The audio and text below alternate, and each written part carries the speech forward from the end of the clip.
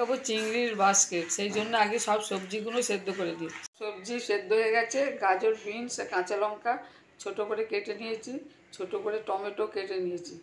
মাছটা ধুয়ে ভালো করে ধুয়ে রেখেছি। সবজিগুলো চিংড়ি মাছেতে দিয়ে ভালো করে মাখিয়ে নেব। কাশ্মীরি লঙ্কার গুঁড়ো, এমনি লঙ্কার গুঁড়ো, হলুদ, নুন আর তেল দিয়ে আমি এটাকে খুব ভালোভাবে আগে মাখিয়ে নেব। একটা পেঁয়াজ মাখিয়ে নিলাম। আমি যে বাঁধাকপিটা গোল করে বাস্কেটের মতো করে রেখেছি, ভাপিয়ে রেখেছি, এতে এবার এই পুরটা আমি দেবো।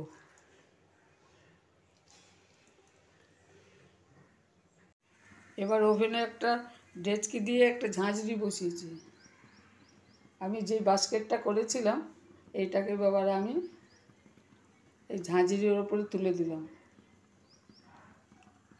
দিয়ে একটা চাপা দিয়ে দেবো। ঝাঁঝরিটাকে চাপা দিয়ে রেখেছি।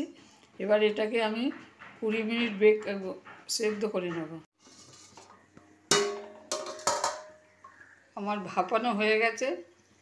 এবার এটাকে আমি নামিয়ে ওপরে চিজ দিয়ে 1 মিনিট মাইক্রোওভেনে বেক করে নেব। এবার এটাকে আমি মাইক্রোওভেনে 2 মিনিট দিয়ে বেক করে নেব। 2 মিনিট বেক করে নেব। বাঁধাকপি দিয়ে চিংড়ির বাস্কেট রেডি হয়ে গেছে। বাঁধাকপি দিয়ে চিংড়ির বাস্কেট আমার রেডি। যদি এই রেসিপি আপনাদের ভালো লাগে তাহলে অবশ্যই শেয়ার করবেন, সাবস্ক্রাইব করবেন। বাঁধাকপি দিয়ে চিংড়ির বাস্কেট আমার রেডি। যদি এই রেসিপি আপনাদের ভালো লাগে অবশ্যই কমেন্ট করে জানাবেন।